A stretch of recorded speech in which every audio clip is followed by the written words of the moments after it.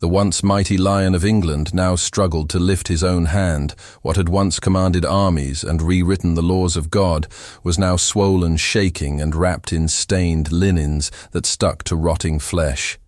Henry VIII, King of Kings, breaker of papal power, lover of 6 queens, was no longer a man, but a living tomb. His courtiers still bowed, his physicians still lied, but the truth was clearer than any royal proclamation. Henry was dying piece by piece, hour by hour, mind and body collapsing together. The stench of infection followed him like a cloak. Gangrene ate through his leg with each passing day, and the pain turned him crueler than any battlefield ever had. Servants dared not speak of it. Even the bravest men flinched as they carried him, for they knew this was not a king being transported. This was a corpse refusing to die, but the horror was not just in his flesh. It was in his mind. His nights had become a canvas of nightmares. He screamed in his sleep, begging for mercy from the ghosts of queens he had murdered with ink and blade. Anna's soft voice echoed in the dark. Catherine's tears soaked his dreams, and yet he refused confession, refused humility.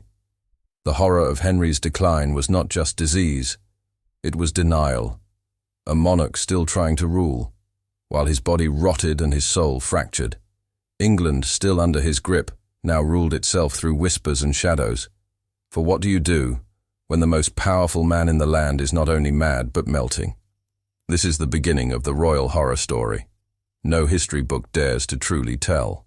He sat in silence now, but his thoughts roared louder than the armies he once commanded. His eyes no longer focused on the world around him, but wandered through corridors of memory and shadows.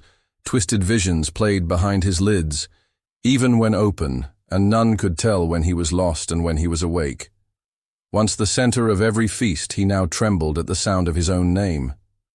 Physicians entered and left his chambers, whispering words they did not dare speak aloud. Decay had taken his leg, but madness had taken his mind. He accused the ceiling of betrayal. He ordered the execution of curtains. He screamed at the moon as if it were Anne Boleyn, his head floating in the sky. Madness was not creeping anymore. It had sunk its claws in and begun to rule his body. Shook in spasms, his voice cracked from hours of yelling at ghosts that only he could see. He saw his father calling him. A disappointment. He saw Cardinal Wolsey whispering of betrayal. He saw Jane Seymour crying with Edward in her arms, telling him he had failed not as a king, but as a man. And still he wore the crown heavy with lies and dried blood. Attendants tried to avoid his gaze for fear of what he might see in them. Sometimes he would smile and begin blessing his enemies as saints. Other times he would scream and order the death of men already long buried. The line between king and nightmare had vanished. The halls of Whitehall turned cold with dread where once there was music. Now there was dread and footsteps, quiet as breath. The court knew that their king was not merely dying.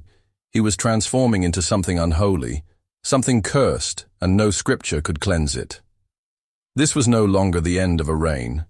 It was the unraveling of a soul rotting from the inside out. The days grew longer, and the candlelight dimmer inside the suffocating walls of Whitehall Palace, where once the sound of celebration and command filled the air. Now there was only the quiet shuffle of feet and the occasional moan from the dying king. The rooms smelled of rotting wounds and fear. Henry VIII, once the thunder of sound of celebration and command filled the air. Now there was only the quiet shuffle of feet and the occasional moan from the dying king. The rooms smelled of rotting wounds and fear. Henry VIII.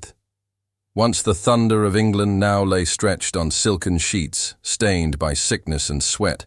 The ulcer in his leg had eaten so deep that even the strongest physicians could no longer dress it without turning pale. Some whispered he was cursed. Others believed he was being punished by heaven, but none dared speak such thoughts aloud near his door. The walls had ears, and the king still held the power to order death, even from a bed of decay. But it was not just his body that had become grotesque. His mind had turned into a labyrinth of delusion every hour. He believed he was a different man. Sometimes he claimed to be his own father, warning his counselors of treason. Sometimes he muttered Latin prayers as though he were still a young prince in a chapel. More often he cried out for Anne Boleyn, not in anger but in sorrow, as if realizing too late the price of pride. He spoke to shadows that danced in the corners of the room, shadows that answered back in voices only he could hear. He accused the fire of spying on him.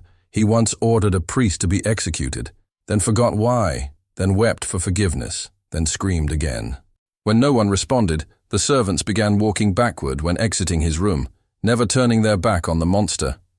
Their king had become not out of respect, but out of terror. Henry was no longer the heart of England. He was the heart of its nightmare. What once gave life now poisoned it.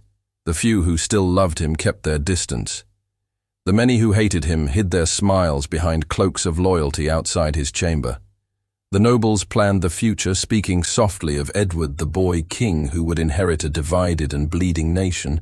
They wondered how long they had to pretend they still served a ruler, rather than a relic. The king ranted of glory and past wars, but the only war he now fought was with his own mind. Every memory turned against him, every decision replayed in a darker light. The execution of Thomas, more the fall of Anne, the betrayal of friends, each returned not as victories, but as wounds in his conscience. He could no longer outrun the history he had written with steel and fire, the once proud king who dined with foreign ambassadors and danced with queens now soiled himself in front of trembling servants who wept not for him, but for themselves. The image of majesty had decayed into horror, a breathing monument to the consequences of unchecked power and unforgiven sins.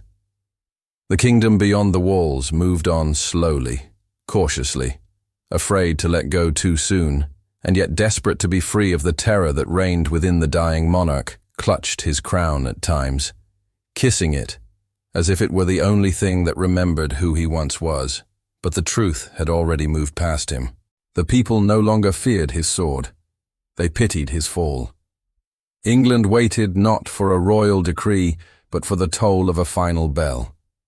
And inside the palace, among the gold and the velvet and the rot, the man who had torn down the church built a monster from ambition and burned love in pursuit of legacy, whispered in a broken voice that no longer echoed beyond the shadows.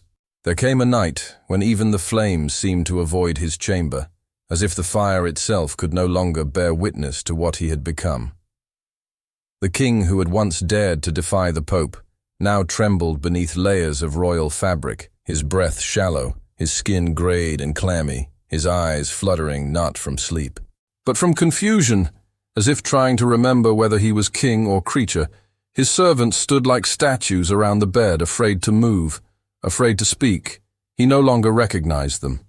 Sometimes he called out for his mother, other times for Jane Seymour, the only wife he had not betrayed, the one he had buried with tears, rather than judgment in those final hours. His once booming voice was reduced to barely a whisper, and even that whisper carried with it the weight of 1,000 regrets, the names he had silenced with blood, the children he had left fatherless, the faith he had twisted to serve his desires, all returned to him not as memories but as judges. Henry had ruled with iron, and fear he had broken laws and bones to shape the world in his image, and now as his body failed him, and his mind dissolved into visions and nightmares that no prayer could cleanse, he finally began to understand what it meant to be mortal. His crown rested nearby, untouched, gleaming. Under the flickering light, as though mocking the dying man who had once believed he was chosen by God, it no longer mattered how many castles he owned or how many enemies he had crushed. There was no army that could fight. What now waited at the edge of the room? The courtiers whispered of succession, their voices low and strategic, no longer loyal, but calculating. Edward, the boy, would inherit a throne stained with blood and divided by doctrine, and though Henry had fought wars and split the church to secure that son, it became clear to all that his legacy was no longer glory, but destruction. The great monarch whose portrait once stood proud in every hall would be remembered not for his laws, but for his wives, not for his victories, but for his vanities. And in the final moment, with his chest heaving and his eyes lost in some space beyond time, he spoke one final word. Jane, not England, Not God, not power, but Jane. And then silence, the kind of silence that only comes when something greater than a king dies. The body remained, but the terror was gone. The man who once reigned with a voice that could command nations was now a whisper buried in stone. They buried him in Windsor beside Jane, just as he had ordered. Centuries would pass, monuments would be raised, books would be written, and yet no amount of marble or ink could cleanse the truth behind the myth. Henry VIII had tried to outlive consequence, but in the end it was not his enemies who destroyed him. It was time, disease, guilt, and memory that tore down the throne brick by brick, bone by bone, and while the world would remember his name, they would also remember the horror of how a man could become king, and a king could become something much worse.